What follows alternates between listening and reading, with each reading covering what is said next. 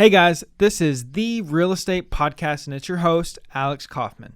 Now, before we dive into today's episode, I need you to do me a solid. Hit that subscribe button on your phone if you haven't done so already and share this episode with just one person. It's going to help us get this information out to more people to learn about entrepreneurship and real estate. Thanks. Now let's dive into today's episode. And you think about that with because we're treating this like as serious as you possibly can, right? Mm-hmm. And if you're like a pro athlete, it's like either get on board or get out of the way, because there's a mission here. And that the struggle, do you see what I'm saying? Like the struggle is like, I don't want to just cast people away, but if we're trying to do something and this is business, you got to be on board or not.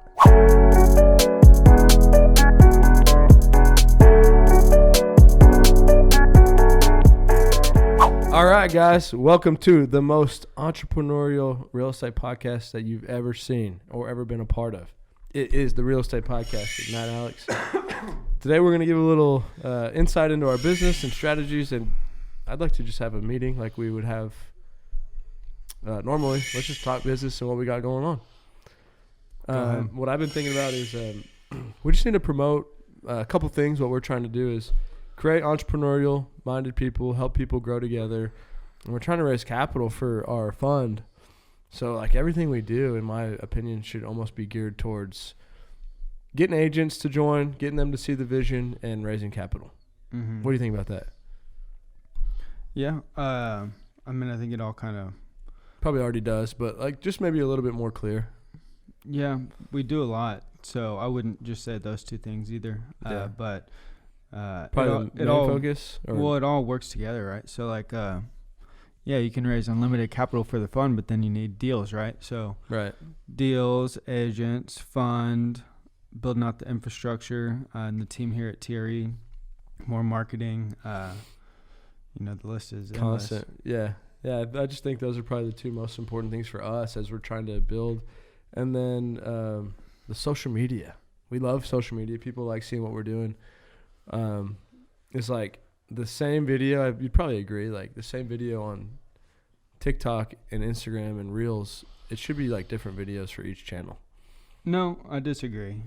For sure different things, but in terms of shorts, I don't think shorts, Reels on Facebook, Instagram, TikTok, some little variants, not that it can't be different, but I don't think that it has to be different every single time. No, not that. It's just like and this would be good to get people's feedback on. That's partially why it's cool to talk about it. But like our TikTok's not working, right? Like our TikTok is getting like 200 views, 300 views, and it's not like we're like obsessed with the views, but we want it to have traction. And I just think that the type of content on TikTok is not whatever we're posting there is not what people want to see on TikTok. Well, some things work. So, you could look at what has worked. 500,000 views, 100,000 views, 200,000 views versus the 200. Mm-hmm. And why did those work? That's what I'm saying is like those are totally different than our Instagram shorts. No, they're the same one. So they're the same exact videos. So like they are. Check it out. Okay. It's so 113,000 views was the skit of the home buyer that we did that one day. You know what I'm talking about? Here in Austin. Yep.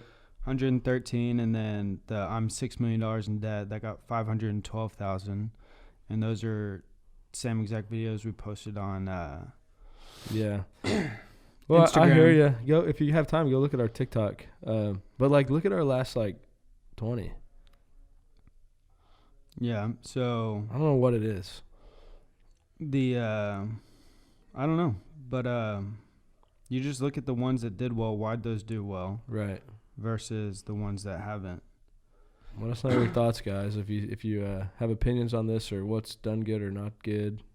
Any TikTok experts.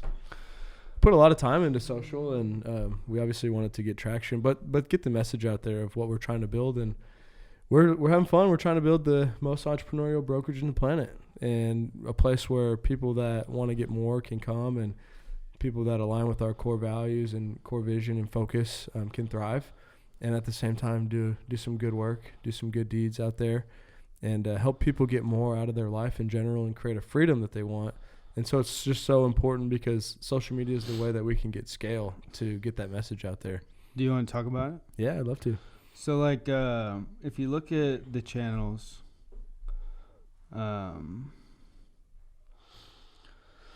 like this one got 39,000, and it's simply just talking about, it's like a 7-second video, and it's talking about the 1% rule, right? Right. See if property cash flows in 5 seconds, if you have time to look at that one. 39,000 views. Let us know your thoughts on that. Keep going.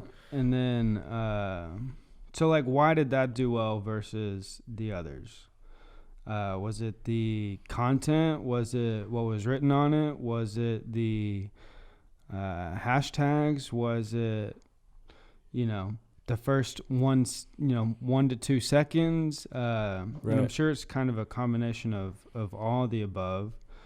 And then what happens is they start to feed on each other too. So like the 1, 2, 3 before that was you saying, this beautiful house would be nice to live in.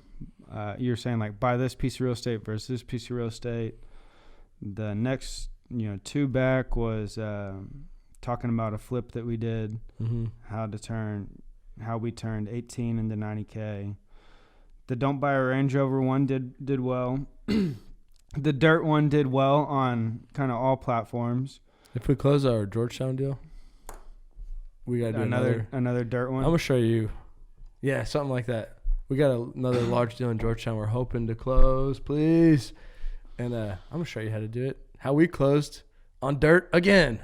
So I don't know, whatever we're going to do. We can do another one. Yeah. But I mean, like those did really well. So that one, the dirt one on Instagram got 14.3. Yeah. And then I think it's like, I have no idea, honestly. But maybe someone else does and be good to hear it. But once it like starts pumping, it starts pumping. Like the one that got 39,000, it was once it gets on a roll, like it starts going. Yeah. And the algorithm starts pushing it out heavy. And like that Facebook one, that it's almost at 3 million now. Dang, that's crazy. But it like that was the dirt one. And but don't you think that like it's almost like if you follow, I know some of the content's a little different, but if you follow us on Instagram, it's like there's no reason that you need to follow us on TikTok. You know what I mean? Like it's like I don't know if that's it's different audiences. So like I know. Well, like different people use TikTok versus right. Instagram and Facebook. Yeah. With the videos though, like the ones that did well on Facebook did well on Instagram and did well on TikTok. The short form videos. They're all kind of lined like that. Yeah, the dirt one did well on all platforms. Interesting. They kind of, go along the lines there. I think the written form is a little different. So like these short videos, they're appealing to kind of the same people in a sense. Yeah. And so like the same people who would view it on Facebook would view it on Instagram and would view it on TikTok. And like if you watch Brian Carter, like if you like his TikTok videos, if you saw it on Instagram, you'd think that was funny too, and you'd watch it there. Sure. And same thing on, yeah. But different, right? Like yeah, TikTok, it's not just, as you know, it's not just goofy dances and stuff. Like people go there to learn. Same thing on, Instagram may be a little bit different. It's kind of, I think Instagram's a little bit more flashy, a little bit more. Yeah, I think you're right. In a sense. It's a tough code to crack because we've been working at it for a long time. I don't know the solution. It's just trial and error. We got to just keep trying different things and seeing what works. Oh, man, it is interesting. I mean, it's like you said, like yesterday, you're like, how bad does that piss you off? this girl, one of our agents, and I'm happy for her. Well, I knew it did. Yeah. I know. One of our agents, I'm happy for her. This has nothing to do with her, but she's got 3 videos in the last 2 weeks, and she's got 2,000 subscribers, or maybe even more now, and that's taken us 5 years. Well, and I think this goes to the point of what I've been trying to say this whole time is that you just gotta. It doesn't have to be necessarily like I think it's good for certain aspects, but like that was just a Zoom call. Yeah, I know. Her sitting in front of a computer. But it's like something worked. Like it worked, and then like the algorithm just started because you know that it started helping it. We don't know what really happened. Because it could be going live on something else which it was. I believe they were streaming that live. And maybe I have no clue. But it's also an interesting topic. I mean, that's a huge part of it. Like, yeah, it's what you're talking about. It's I go to YouTube to it's like 75% learn and then 25% be entertained. And when I watch entertaining things, like I don't watch Mr. Beast videos or things like that, but I'll watch Dave Portnoy eat pizza.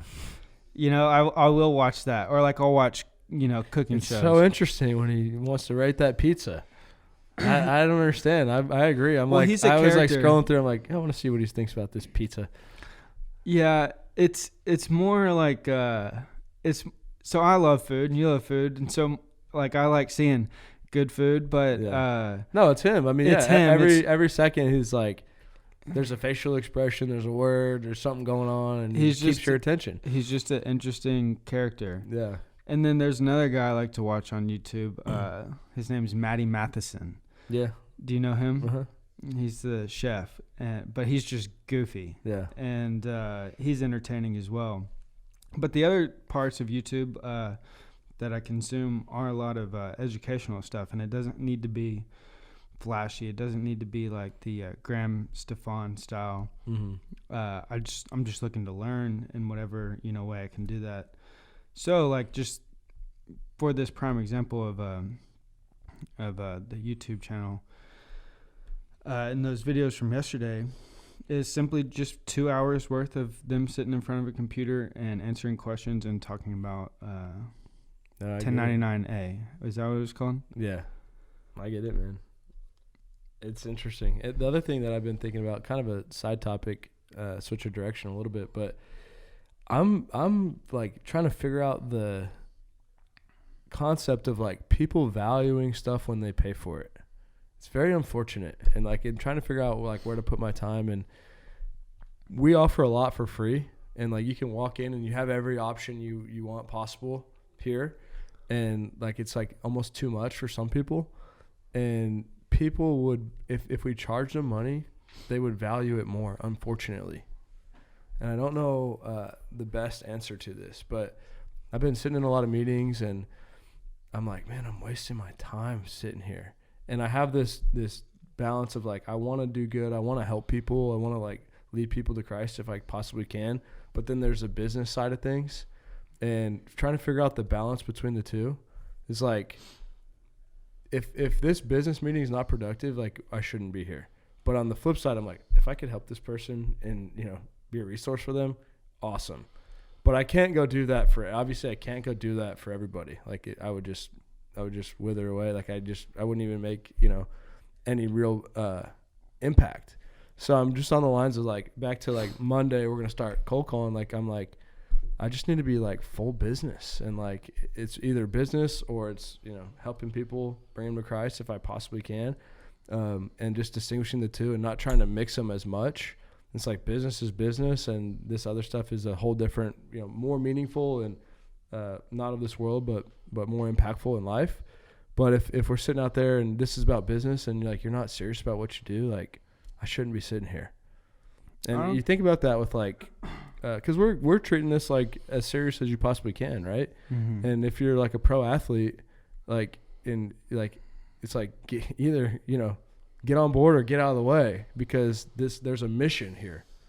And that the struggle, do you see what I'm saying? Like the struggle is like, I don't want to just cast people away, but if we're trying to do something and this is business, you got to be on board or not. Well, I don't think you have to cast people away. And I think the way that I view it, at least, and I'm not perfect at it, but it's to take you should take the spiritual principles into everything that you do. Yeah. Right. So whether it's personal or, strictly. Well, that's what I do. And that's the challenge. I'm like, oh, we're not making money here, but like, let's talk about God. And like, that's a great thing. And it's more important than anything. But when we're trying to have a vision and a goal. I know, but my point is that when you're focusing on business, mm-hmm. you don't have to let go of the spiritual principles. Mm-hmm. Those should be a part of you no matter what you're doing. Yeah. And there is nothing wrong with focusing on business, and it's impossible for you to, 8 meetings a day is a lot, right? So if that's a lot and that's kind of like the cap, then that's your absolute max. And so in a day, if you can only have 8 meetings, it's not unlimited. Right, so you're already casting people aside because you can only have 8. Right, that's what I was saying. Like I wouldn't make it dead anyways. Right, and so there's nothing wrong with focusing on business, and in those moments you don't have to cast people aside, but you can practice your spiritual principles in whatever way that looks like. Instead of saying like, no, I'm not.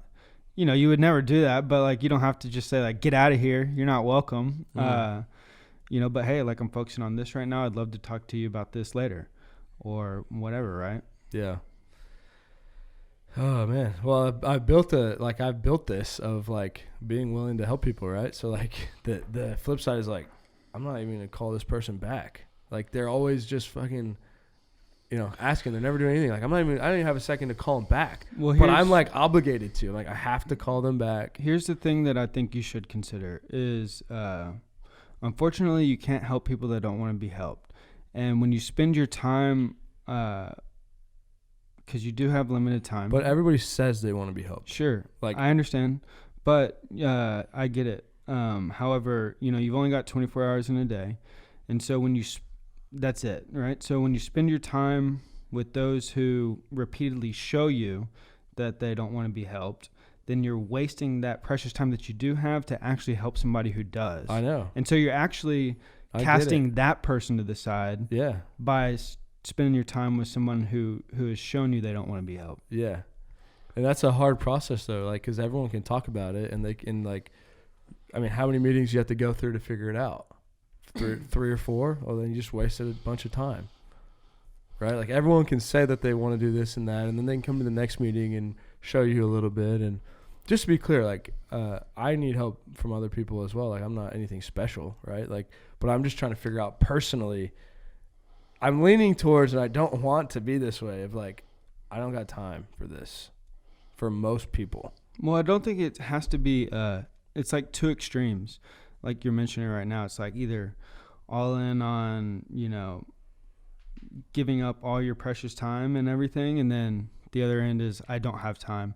I think there's you're probably right. Healthy balance. I am a extreme, like I am like this or that, and that's probably not a great thing. I think there's a healthy balance in the middle to one of my favorite things to do is, especially through interviews and meeting people, is like meet them, talk to them for a minute, get going, like 30-minute meeting. And then, for example, Chris, who, wanted to come intern for us, I met him, understood his goals. I probably sat with him for 25 minutes. Mm-hmm. And then I said, hey, I want you to start going to do this. And just give him a project. Like, hey, go do this. And he did. And he continues to show up every single day. Yeah. And so I kind of just prefer to start with the action as opposed to start with the words. Mm-hmm. And make it a little bit quicker, like 10, 15 minutes.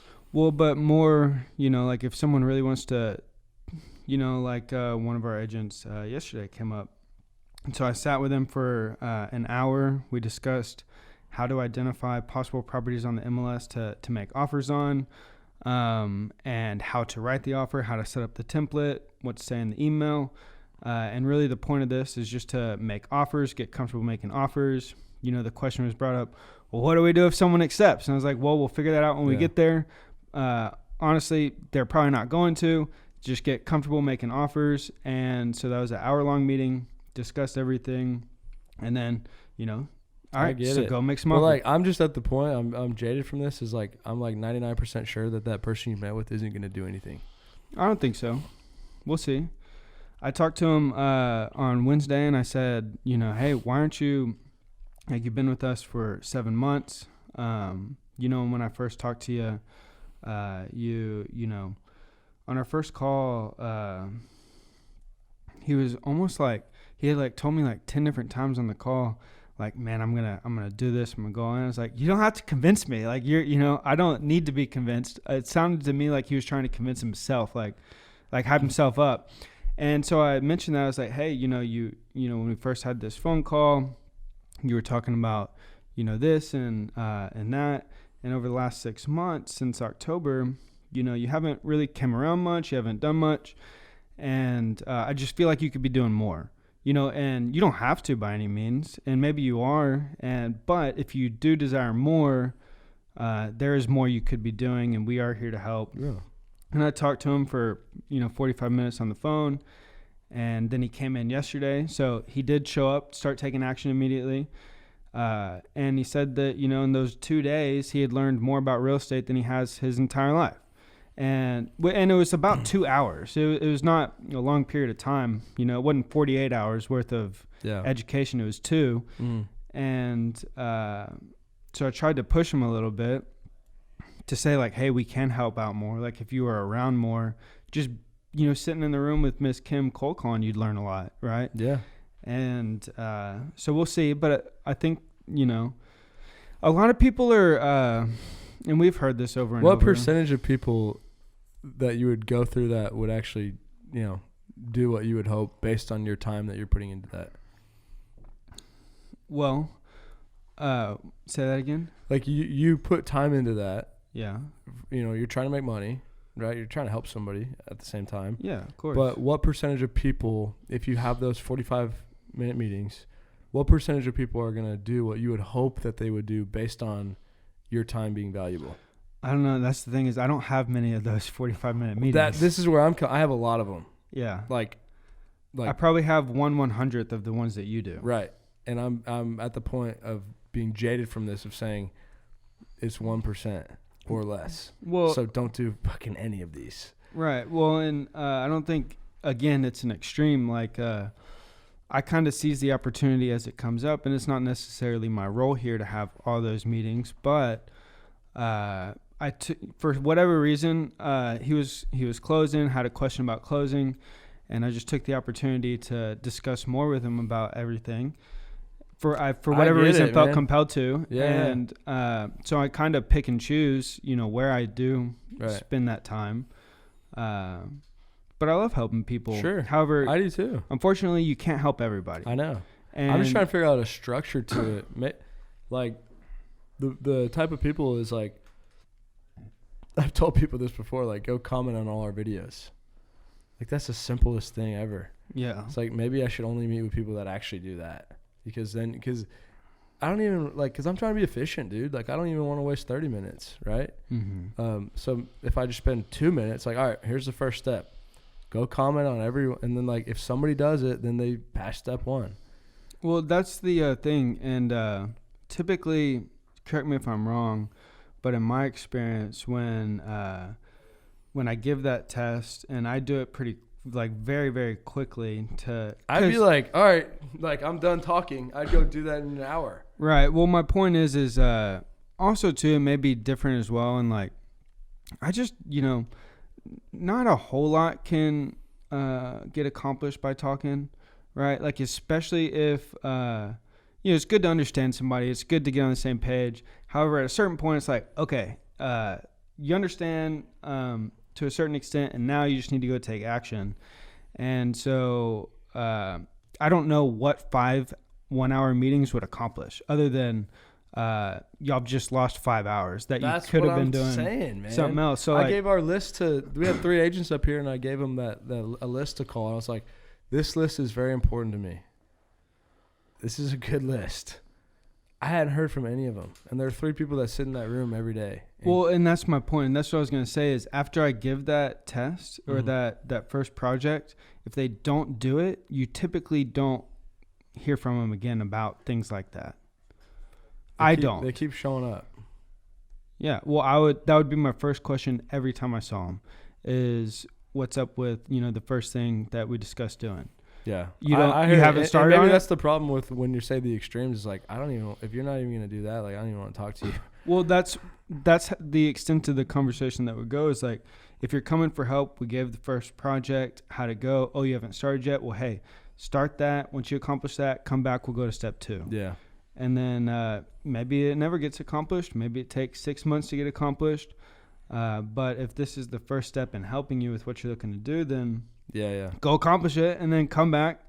But until then, that's what you should be focusing on. That's what we agreed you should be focusing on. Yeah. And I'm going to go focus on other things till you accomplish what we agreed you should focus on. Yeah, and I this isn't meant to like talk bad about people. It's more about like venting and me understanding. But like, you've heard me have these conversations with people recently, and I'm like, all right, this is what you need to do.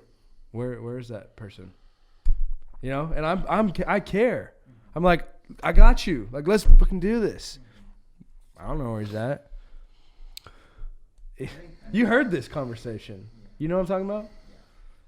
Why don't you? I don't think it has to be the extremes though, and it's. But like we are extreme. Like, we're trying to do something extreme. Yes, we look up to Kobe Bryant or like. I get it, but I'm just talking about mentally and your view of people. I don't think it has to be the extreme. You should, do what you do to the extreme, but I also think it has to do with expectations, right? So because you're extreme, you expect extreme things from other people. Same. And unfortunately, you're going to get let down for the rest of your life because a lot of people are not extreme. Mm-hmm. A lot of people are not going to work 20 hours a day, 24 hours a day, and go all in on this vision for whatever reason, unfortunately. And that's totally okay, right? Like, yeah, it is. Like, they don't but have it's to not be okay if you're talking about the opposite of that. Yes, I understand. But talk is talk, right? So, you don't like, we've never held talk as this high regard of something. It's all about, the action and the work that's being put in. So you shouldn't hold what someone says as. No, you're right. And that's the balance I'm trying to figure out is because, I care about people and, I know. And what they say, I do. I'm like, okay. Yeah, people say a lot of things, and you can. And when I get around people that these people that are doing a lot of crazy things, and the way that we approach our meetings, and they'll cut me off, and they're like, nope, and I kind of hate it at the time, but afterwards I'm like, what? They're fucking just sitting around a guy that's worth $1 billion, gotcha. And like he's like, well, what do you want to do? And he's like, you can accomplish whatever you want, Matt. I already know that about you. And he's like, and then you just be like, nope. And you just call my bullshit out like instantly. And at the time, I don't like it. Yeah, of course not. But afterwards, I love it. Yeah, of course. No one likes it in the moment. Yeah. And maybe I need to do that with other people too. Well, I just don't think you have to care about people less. It's about being efficient and helping people more. Because what you're currently doing, basically what you're saying is you're actually not helping anybody. You're trying to help people, but it's actually not helping. Sure. Right? Sure. So you could actually help people more. You don't have to care about people less, but maybe if you're more intentional, or if you give more, action items and until those action items are completed, or whatever it may be, but you don't have to care about people less. I know. I get it. The balance comes in when we're talking about like God and Christ and stuff, is like, that's the way to actually help them. Right? Do you see the? I understand, but is it effective? Is it working? Is it helping? Or, really the best way my opinion on the best way to exemplify that is via your actions, and it's not talking. Because again, you can talk all you want, but really what people are doing is they're watching your feet and your actions and how you carry yourself and how you are acting when nobody's looking, or you think nobody's looking, is really what is gonna help that aspect, as opposed to talking about it. Sure. And talking is great, and it's a necessary piece of it, but again, it's just talk, right? So you got to talk through things. You got to, identify things, but talk can't be, 100% of it. Mm-hmm. Yeah, I get it. I love it. Just figure out the balance there. And once again, guys, this is the counseling podcast. What do you think? Fingers is the counselor. You got a mic, right? Is that working? Jamie didn't do it on accident. There's this brief shot of Jamie, and Kat was like, "Whoa, is that Jamie?" Yeah. Fingers. So yeah. What's the? What do you think about all this? I mean, I'm sure you've got, not a specific question, but just in general. Sure. Yeah. I mean, I think Alex's strategy is great as far as helping people. So like giving them a task and like, hey, if they don't do it, then come back to me when you do, and that way it's more efficient with time. But then I also think, you've got to. I also agree with him with what he said about like people watching you, right? So like metaphorically, let's use George and Louie, your two boys, and like that's how they're gonna learn is by watching what you do, less of what you tell them, but more of what you do. And I think we're all kind of like that. We all kind of have that to our core. It's part of our DNA as human beings. Is seeing other people and then imitating them. And so I think the people that are going to change and are going to want to do things are going to see the way you're living your life and follow. And then just for you, for like inner peace, I think, and I know it's super frustrating to like, pour into somebody and help them and then them not do anything. But also, empathy is huge, right? And having compassion for the other person. And this person that you might be helping might not be sharing some of the struggles that they're going through. And so and who knows, maybe they are just being lazy, right? But I think just for you, for your inner peace, it's good to have that compassion and empathy. Love it. That's good stuff. Yeah. What do you guys think? Give some comments. Yeah, comment below. Before we get out of here, at the end of every segment now, we're going to do a frequently asked question. So we have a viewer on TikTok. Are we live? No, we're not live. No, we're not live. We have a viewer on TikTok who wants to remain anonymous, who asked the question, how do you find off-market sellers? So if you want to do a short few-minute segment. And anonymity. Do you ever have a dream where how do you find off-market sellers? Well, many ways. Do we give them an action item or do we lay it all out? Yeah. Well, it's. You see what I'm saying? Sure. Like so, we could spend an hour talking about this, or just go talk to somebody, and then call us back. That's how you find one. Maybe that's the problem with the extreme, right? It's like, what do you think? I don't know. How to find off-market sellers. The way to find off-market sellers can be done in a few different ways. This is what we discussed yesterday. So, first, what is an off-market seller? It's someone who wants to sell their house and it's currently not listed on the market. So how could you first identify maybe that person? Well, it's someone who owns a house that's not listed on the market, right? So not everybody who owns a house wants to sell. So you got to find the ones who do want to sell. So easy, very simple strategy would be to go contact homeowners who own a house and ask them if they want to sell. If someone says, yes, I'm considering selling, then boom, you got yourself an off-market seller. There are many different strategies to do this, but simply, if you live in a neighborhood, go talk to your neighbors. Maybe they own the house, and maybe they want to sell. Small percentage of people who own the houses want to sell, so you just got to find that small percentage. Yeah. Talk to wholesalers, talk to realtors, send out mailers, cold call, get on Facebook, talk to business owners.